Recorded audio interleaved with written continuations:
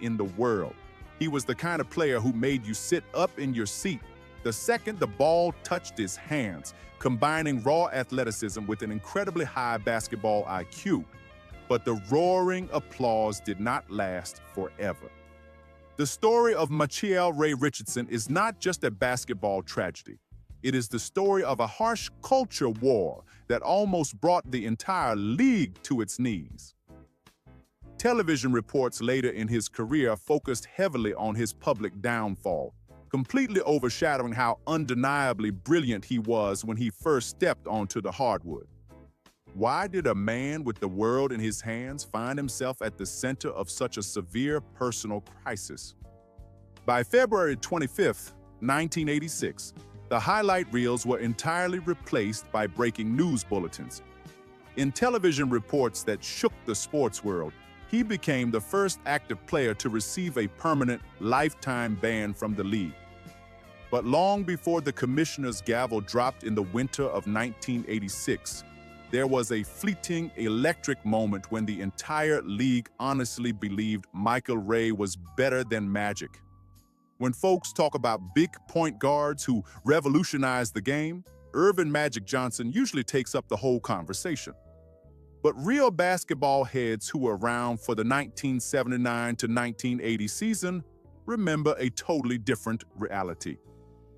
Micheal Ray was a 6'5" hurricane on the court, tearing through opposing defenses with an elegance that had seasoned coaches shaking their heads. He was not just running the floor, he was dictating the entire temperature of the game. That sophomore campaign was nothing short of a masterpiece. He possessed a suffocating defensive instinct paired with an offensive radar that seemed to see 2 passes ahead of everyone else. According to official league statistics, he led the entire association that year with 10.1 assists and 3.2 steals per game. He was everywhere at once. One minute he was picking your pocket at half court, and the next he was throwing a no-look pass that brought the New York crowd to its feet. He was playing the game at a frequency most players could not even hear. By the spring of 1980, the press was fully bought in. According to major sports media reports, he had just become the very first player in NBA history to lead the league in both assists and steals in a single season. But with that unprecedented spotlight came an entirely new level of pressure. How does a young man handle being crowned the King of New York before he even truly knows himself? He had the city in the palm of his hand, but the same streets that built his legend were about to introduce a destructive element that would soon cause his historic statistics to completely collapse. New York City at the dawn of the 1980s was a mesmerizing, dangerous place to be young, rich, and famous. The nightlife was legendary, a neon-lit playground that never slept and never asked you to go home. But beneath the velvet ropes and the exclusive VIP rooms, a destructive dependency epidemic was quietly taking root, and it was beginning to infiltrate NBA locker rooms across the country. Micheal Ray, riding high on his newfound superstardom, stepped right into the center of that glittering maze. On the court, his raw talent was so immense that it masked the cracks forming behind the scenes. During the 1981 to 1982 season, he still managed to average an impressive 17.9 points per game, according to Basketball Archives. To the casual fan sitting in the upper deck, he still looked like the franchise cornerstone running the offense. But down in the front office, the panic was quietly setting in. The reliable, sharp-focused floor general was starting to slip away, replaced by a man who was fighting a severe dependency issue that the team desperately wanted to keep hidden. By late 1981, the whispers turned into ringing alarms. Unexcused absences and internal disciplinary fines began piling up behind closed doors, reportedly, according to press coverage from the era. The beat writers started to notice that the story was no longer just about basketball. Why were his moods suddenly so erratic, and who were these new associates lingering around the arena? The Knicks brass realized they were sitting on a ticking time bomb, and their drastic front office decision in the fall of 1982 would finally trigger a blockbuster trade to the West Coast. In the business of professional basketball, loyalty is often just a word people use until the numbers stop making sense.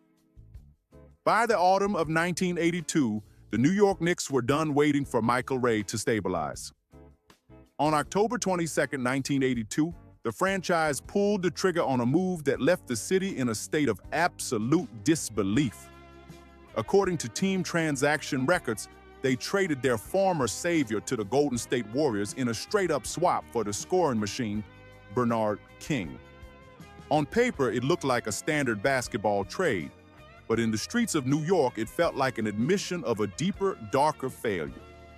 The public shock was immense because, to the average fan, Micheal Ray was still the heartbeat of the team. But while the fans saw a superstar, the front office saw a liability they could no longer manage. The move was designed to be a fresh start, a way to isolate him from the distractions of the New York nightlife and relocate him to the West Coast. However, being uprooted and sent thousands of miles away only added to his internal turmoil. By November 1982, his on-court performance began to reflect his personal displacement. According to his own account in later interviews, his scoring output dropped significantly as he struggled to find his footing in an unfamiliar locker room without his old support system. Reporters noted at the time that he seemed like a different man in a Warriors jersey, lacking the spark that had made him a household name in the Mecca. The Golden State coaching staff tried to integrate him, but the chemistry was never there. They quickly realized that they hadn't just traded for a talented guard. They had inherited a man in the middle of a spiraling personal crisis. Golden State thought they were stealing a superstar at a discount, but they only waited 3 months to pull the ripcord once they realized exactly what New York had been hiding: the Golden State era of Micheal Ray. Richardson's career is often treated as a footnote, a brief blur of transition that barely lasted a full season. But those few months in California were perhaps the most telling part of his decline. Isolated from his family and the only professional home he had ever known, his destructive dependency issues began to accelerate. He was a man drifting in the Bay Area, and without the familiar structure of the Knicks organization, the guardrails were completely gone. Even in the middle of a personal storm, his natural talent would occasionally scream through the noise. On February 5, 1983, he reminded the league exactly what he was capable of. According to box scores from that night, he posted a massive double-double and recorded 9 steals in a single game against the San Antonio Spurs. It was a vintage performance that looked like a man fighting to keep his career alive. But one great night couldn't erase the growing list of missed practices and erratic behavior that was making the Warriors' front office increasingly nervous. They weren't looking for highlights anymore. They were looking for a way out of his contract. The end came with a suddenness that defined his entire career. On February 6, 1983, just 24 hours after that dominant performance against the Spurs, he was shipped back east to the New Jersey Nets. According to trade documents, he had played exactly 33 games for the Warriors before they decided he was someone else's problem. Moving back to the New York area was supposed to be a homecoming, but placing a struggling star right back into his old hunting ground was a recipe for absolute disaster. While Micheal Ray was bouncing between teams, the NBA was facing an identity crisis of its own. The early 80s were a dark time for the league's public image, with rumors of banned substance use running rampant through nearly every roster. The new commissioner, David Stern, knew that if the league was going to survive and thrive on national television, he had to draw a hard line in the sand. In September 1983, the NBA and the Players Association reached a landmark agreement that changed the rules of the game forever. According to public documents, this was the moment the league adopted a stringent new anti-drug policy. This wasn't just a set of suggestions. It was a weapon designed to clean up the sport. During the 1983 to 1984 season, the league formally instituted a strict 3 strikes rule for substance violations. In television reports from that season, the message was clear: get clean or get out. The league was desperate for a way to prove they were serious, and they needed a high-profile case to show that no one was above the law. Micheal Ray, now back in the New Jersey spotlight, was unknowingly walking straight into the crosshairs of this new regime. The press was writing that year about the new era of professional basketball, one where discipline and image were just as important as points and rebounds. For a player who had spent years operating under a different set of rules, the shift was jarring. He was no longer just fighting his own internal demons. He was now fighting an institution that was looking for a reason to make an example out of someone. The rules of survival in the NBA had just changed overnight, and Micheal Ray was already staring right down the barrel of strike one. By the time the 1983 season was in full swing, the New Jersey Nets realized that the man they had acquired wasn't just battling opposing guards. He was locked in a grueling private war with himself. The league's new policy had removed the luxury of secrecy. In late 1983, after a series of erratic performances and missed team obligations, Micheal Ray entered a drug rehabilitation facility for the first time. According to public records, this was the official beginning of a cycle that would define his final years in the NBA. A cycle of treatment, temporary clarity, and inevitable return to the same environments that triggered his crisis.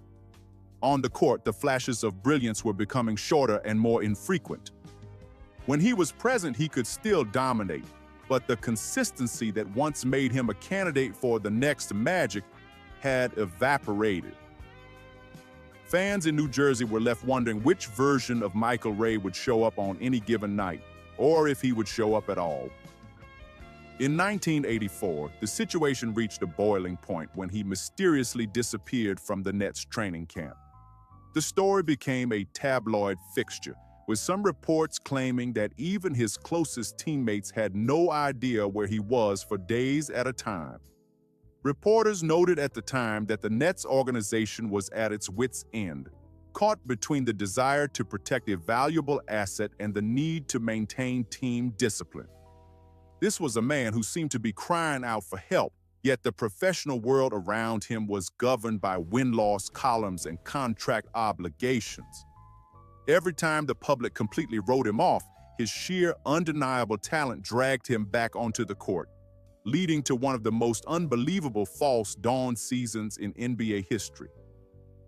There is a specific kind of hope that only sports can provide: the belief that a fallen star can find redemption through the game they love. During the 1984 to 1985 season, it looked like Micheal Ray Richardson was writing the greatest comeback story the league had ever seen. He appeared focused, lean, and more determined than he had been since his early days in New York.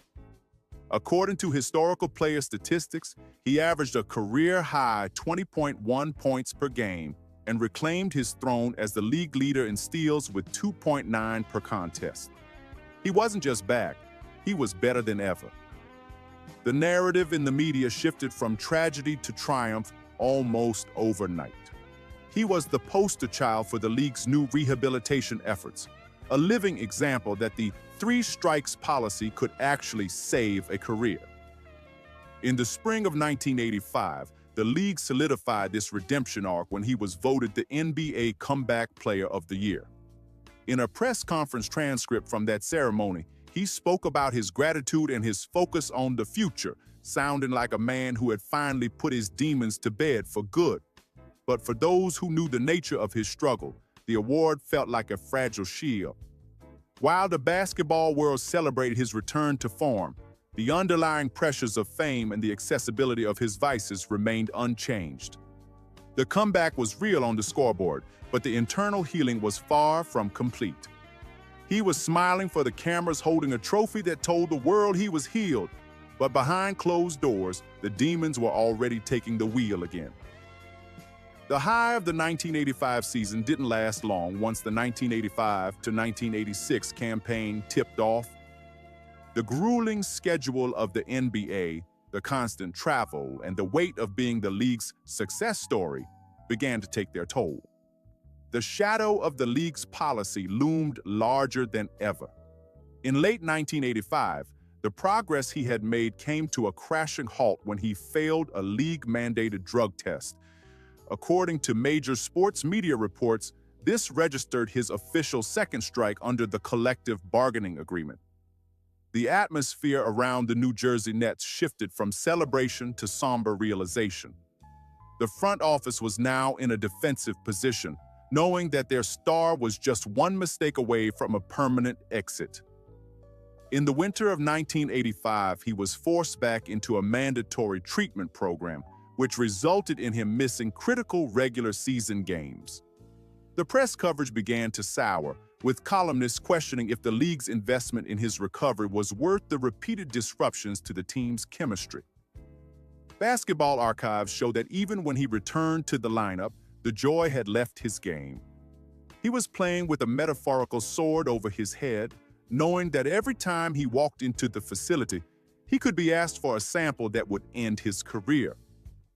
The league office had drawn a very clear line in the sand, and an ambitious new commissioner knew he was going to have to make an example out of somebody. The early months of 1986 felt like a long, slow walk toward an inevitable cliff. Micheal Ray was back on the court for the New Jersey Nets, but the atmosphere was suffocating. Every time he stepped into the arena, he was operating under a microscope that no other player in the league had to endure. He was playing high-level basketball, but the joy was gone, replaced by the crushing weight of the league's zero-tolerance policy. According to official league statistics, he managed to suit up for 47 games during that 1985 to 1986 season, showing glimpses of the defensive brilliance that had once made him a superstar. Reporters noted at the time that the locker room felt tense, as if his teammates were holding their breath every time a league official walked through the door. The pressure of maintaining a perfect image while battling a deep-seated personal crisis was reaching a breaking point. In February 1986, the nightmare scenario finally became a reality. According to public documents, Micheal Ray tested positive for a banned substance for the third time. He had officially run out of chances. In the blink of an eye, the story stopped being about points and assists and became a legal and professional execution. Television coverage at the time focused on the grim reality of the situation. One of the most talented guards in the world had just triggered the ultimate penalty in the NBA's new rule book. The test results landed on the desk of David Stern, a man who was determined to prove that the league's survival was more important than any single player's career. The commissioner was finished with rehabilitation and second chances. He was ready to deliver a historic decision that would change the sport of basketball forever. The hammer finally fell on February 25, 1986. In a moment that remains one of the darkest days in the history of the sport, Commissioner David Stern held a press conference that sent shockwaves through every locker room in the country. In a formal press conference transcript from that day, the league announced that Micheal Ray Richardson was being handed a permanent lifetime ban from the NBA. He wasn't just suspended, he was erased from the league. He became the first active player of his caliber to be cast out, a move intended to serve as a terrifying warning to every other player in the association. The fallout was immediate and cold. On February 26, 1986, just one day after the announcement, he was officially stripped of the remainder of his lucrative contract with the New Jersey Nets. According to major sports media reports, millions of dollars in future earnings vanished in an afternoon. The brotherhood of the NBA, which had been his entire world since he was a young man, was suddenly closed to him. His locker was cleared out, his jersey was effectively retired in shame, and his name became synonymous with the dangers of the era. In interviews later in his life, he described the feeling as being told he had died while he was still standing there. The league had moved on, scrubbing his image from the promotional materials and focusing on a new, cleaner era of stars. But for Micheal Ray, the game didn't just stop. He was a 30-year-old man who had been stripped of his salary, his uniform, and his identity, and he was suddenly staring at a mountain of evaporating wealth and a reputation that felt beyond repair. When the NBA doors slammed shut, the silence was deafening. For a man who had spent his life hearing the roar of 20,000 fans in Madison Square Garden, the sudden lack of an audience was a psychological blow as heavy as the financial one. By late 1986, the reality of his situation set in. He still needed to play, and he still needed to earn a living. According to press coverage from that winter, he was forced to trade the glitz of the NBA for the gritty, unglamorous gems of the Continental Basketball Association and the United States Basketball League. The press followed him to these minor league stops, but the tone had changed from admiration to pity. Reporters noted at the time that seeing a former All-Star playing for a fraction of his old salary in front of a few hundred people was a sobering sight. The financial instability was becoming a crisis of its own. In 1987, as some reports claimed, he was struggling to manage the debts and lifestyle costs that had piled up during his time at the top. The man who was once the new Magic was now just another cautionary tale, a ghost haunting the fringes of professional basketball. Despite the public humiliation, he never lost the ability to dominate on the hardwood. Even in the minor leagues, his talent remained far above the competition, but no NBA team would dare touch him while the lifetime ban remained in place. He was stuck in a professional purgatory, appearing to have reached the tragic, entirely predictable end of a fallen star. That was the reality until a completely unexpected phone call from across the Atlantic offered him a second life in a place where his past didn't carry the same weight. By the late 80s, the American sports media had largely closed the book on Micheal Ray Richardson, shelving him away as a tragic warning. But 3,000 miles away, in the ancient streets of Bologna, Italy, a completely different story was being written. The European game in that era was becoming a landing spot for high-level American talent, and for Micheal Ray, it was the sanctuary he didn't know he needed. Far away from the relentless scrutiny of the New York tabloids and the rigid judgment of the league office, he found a place where he could just be a ball player again. He didn't just participate in the European leagues, he dominated them with a ferocity that proved his elite skills hadn't aged a day. According to Basketball Archives, during the 1988 to 1989 season, he led Virtus Bologna to incredible heights, winning multiple domestic and continental titles. He was playing with a sense of freedom and joy that had been missing since his early days at the Garden. While his peers back home were winding down their careers, Micheal Ray was being treated like royalty in Italy, proving to the world that his talent was far greater than the crisis that had interrupted it. Then came the moment everyone expected, but no one was sure would happen. In 1988, the NBA officially reinstated him, granting him the legal right to return to the league and reclaim his place among the best in the world. According to public documents, the path was cleared for his homecoming. But in a move that stunned the American basketball establishment, he chose to stay in Europe. He had found his peace and his pride in a different culture, leaving the American basketball public with nothing but the ultimate what-if story.